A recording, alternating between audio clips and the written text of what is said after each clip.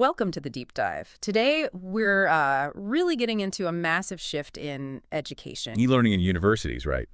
It's changing so much. Exactly. And we've got this fantastic new study to guide us. It's called E-Learning Services, New Era of Higher Education with Artificial Intelligence. Ah, the one by Nurovic and Poturak, just out, May 2024. That's the one. It focuses specifically on Bosnia and Herzegovina. Which is interesting because, while it's about one country, the themes, they resonate much wider, don't they? Absolutely. How universities are adapting, what actually works in digital learning.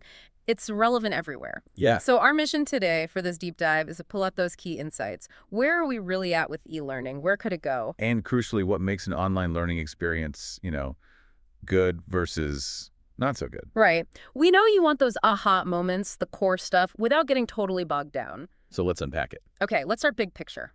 Why is e-learning such a big deal anyway? Well, the study kicks off by reminding us, quite rightly, that education is just fundamental for society, for the economy. That link between educated people and growth, it's an old idea, but still true. Definitely. And technology, ICT as they call it, has been a massive enabler. Making education accessible, reaching more people. Exactly. Getting education into remote areas, opening doors, something researchers were noting, back in the mid-2000s already. And it's not just a Western thing, is it? The study points this out. No, not at all. You see high-tech tools popping up in higher education in developing countries, too.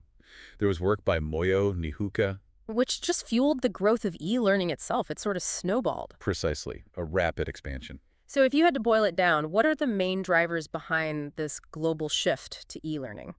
Okay, the study highlights a few key things. One is definitely changing student expectations. Today's students grew up digital. Makes sense. What else? Well, cost is always a factor for universities, potential efficiencies there, but also, and this is important, the chance to enhance quality through personalization. Tailoring the learning. Yes, tailoring it. And of course, accessibility for, non-traditional students, people who can't physically be on campus. It's interesting. The term e-learning feels quite modern, but the idea isn't brand new. Not at all. The authors make that point. We had distance learning, network learning, online learning. These concepts were around before e-learning became the umbrella term. Right, it's more of an evolution powered by the internet. Exactly. Okay, so that sets the global scene. Now let's zoom in on the study's focus, Bosnia and Herzegovina. Yeah, it's a really interesting case. It's a diverse country, and its education system is quite complex, decentralized across different regions. The Federation, Republika Srpska, Brašov district, that must affect things. It definitely adds layers to policy and implementation, yeah. But the basic structure of education is fairly standard. Pretty much. You've got preschool, then the compulsory primary years. 9 years, right? 9 years, yeah. Then secondary, which can be general or vocational, and then higher education, following the Bologna structure, bachelor's, master's, PhD. And the economic background there, how does that play into e-learning? Well, it's classed as upper middle income, but it faces real challenges. High youth unemployment is a big one. And a skills mismatch, graduates not having the skills the job market needs. Exactly. That's a significant issue they mentioned. So how does their digital readiness, their ICT infrastructure stack up? Ah, that's telling. The study found significant weaknesses, particularly in primary schools. Not enough tech. But universities were maybe a bit better prepared, especially during the pandemic. They responded more quickly, yes. Yes. Put together ad hoc distance learning protocols. But the study stresses this wasn't really a systemic, planned approach. Or reactive. Very reactive. It highlights the need for a proper, thought-out strategy for e-learning moving forward. That makes total sense. Okay, let's shift gears a bit. The study also looks at the theories behind effective online learning. This is crucial, right? Absolutely. Because the tech is just a tool. How you use it, based on how people learn. That's key. So what theories do they cover? They touch on several, like cognitive learning theory. The basic idea is designing instruction so you don't overload the learner's brain. Keep it focused. Avoiding extraneous stuff. Precisely. Then there's Mayer's cognitive theory of multimedia learning. Very relevant for online. Because of all the videos and images. Exactly. It says we learn better from words and pictures together than from words alone. It's about how our brain processes visual and audio information through separate channels. Okay. And what about learning through interaction, social learning? Right. That brings in the constructivist approach, influenced by Vygotsky. Learning isn't passive. We build understanding by talking, collaborating, working together. So discussion forums, group projects online, that kind of thing. Yes, fostering that social interaction is vital from this perspective. The study also mentions direct instruction. That sounds a bit more traditional. It can be seen that way. It involves clear presentation of material, followed by guided practice, and then assessment. But it can be very effective online for explaining complex ideas systematically. Making sure the basics are covered clearly. Yeah, structure and clarity. Then you have Bandura's social learning theory, learning by observing others within a social context. So seeing how others solve problems or discuss topics online. That's part of it, yes. The social environment matters. And connectivism, that sounds very digital age. It is. Siemens' idea, it emphasizes that learning is about making connections, finding information, connecting with people, building networks. The ability to navigate those networks is the skill. Knowing where to find information is as important as the you know. Kind of, yeah. Maintaining those connections is key. And finally, learning by doing. Seems straightforward. It is, fundamentally. We learn by active engagement, and e-learning is getting better at this with simulations, virtual labs. Making online learning more hands-on. Exactly. Trying to bridge that gap. So it seems there's no single best theory. Probably not. The study suggests a hybrid approach. Mixing elements from different theories is likely the most effective strategy, catering to different needs. Okay, good point. So we have the why from learning science. Let's talk how the actual technologies, delivery modes first. Right. You've got synchronous everyone together in real time, like a live class or webinar. Like this conversation, almost. Sort of, yeah.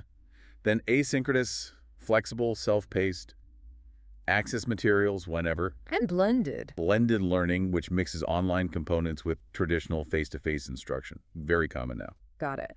And the specific e-learning models or tools, they mention learning objects. Always lose, yeah. Think of them as small reusable chunks of digital content, like a mini lesson with an objective, the material, maybe a quick quiz. And they have metadata so you can find and reuse them. Exactly. Standard ways to describe them like ILLUM or Dublin Core. Makes them shareable. Then there are learning management systems, LMSs. Most students know these. Definitely. Moodle, Blackboard, Canvas. The central hub for a course. Access resources, submit assignments, join discussions. The study mentions Moodle's philosophy. Yeah, based on social constructionism, encouraging students to actively build knowledge together. Interesting. What about MOOCs? Massive open online courses. They were huge for a while. They certainly were. Yeah. The study differentiates between CMOCs connectivist, focused on network learning, and XMOOCs, more like traditional courses delivered online at scale. But they had challenges, like dropout rates. Yeah, very high dropout rates were, and often still are, a big issue. Their role is still evolving. Cloud-based models are mentioned too, using the cloud for e-learning. Right, using cloud infrastructure for hosting content platform support. The study talks about hybrid models, mixing private and public clouds. But it also flags a concern there. It notes that sometimes the focus is just on the tech, without enough thought given to how the underlying learning theories should shape how the cloud is used. Ah, connecting the tech back to the pedagogy. Exactly. What about making it more engaging? Game-based learning. GBL, yeah. Using game mechanics points, challenges, narratives to motivate learners. So gamification or actual serious games. Both fall under that umbrella. Huge potential for engagement, but tricky to design well so the learning isn't lost. And virtual enhanced learning, VEL. Sounds immersive. It aims to be. Using virtual worlds, simulations, maybe VRR eventually, to create experiential learning. Good for visualizing things or practicing skills in a safe space. Like virtual labs or historical reconstruction. Things like that, yeah. Improves understanding and collaboration, potentially. Okay, one more. Adaptive e-learning systems, AES. These are systems that try to personalize the learning path automatically. They build a model of the user, how you learn best. Based on your interactions? Sometimes, or through explicit input. Then they adapt, maybe suggesting specific content, changing the difficulty, offering help. Sounds great in theory. In theory, yes. But the study notes challenges in making them truly valid and reliable in real-world educational settings. Still developing. So a massive toolkit available.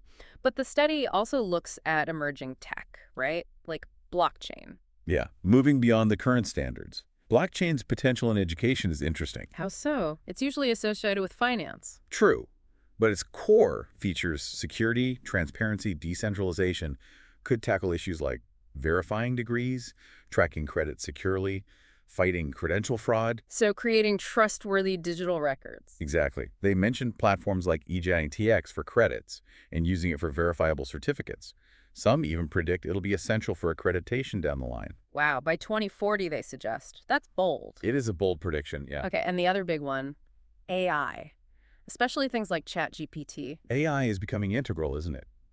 The study points to ChatGPT as a significant leap in conversational AI. What can it do in education? Well, potentially a lot. Yeah. Generating explanations, acting as a tutor, helping teachers draft materials, improving accessibility, personalized learning support at scale. But there are downsides, concerns. Oh, definitely. Academic integrity is a huge one. Students submitting AI work as their own. Quality control of AI output is another. And the role of the teacher, does it change? It almost certainly evolves more towards facilitating, guiding, critical thinking, less just delivering information, perhaps.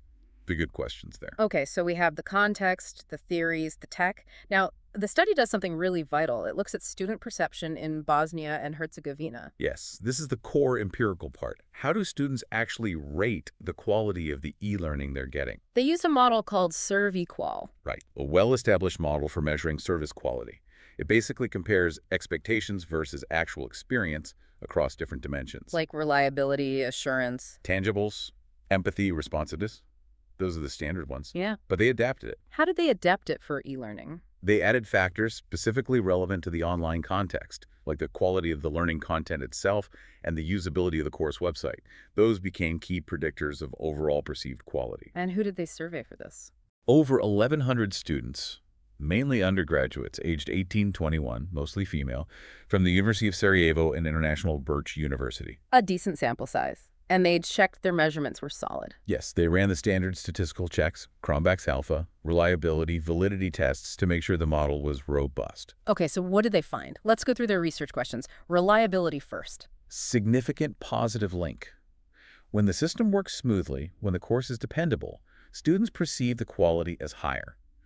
Makes intuitive sense. No surprises there. Assurance, instructor knowledge, building trust. Also significant and positive.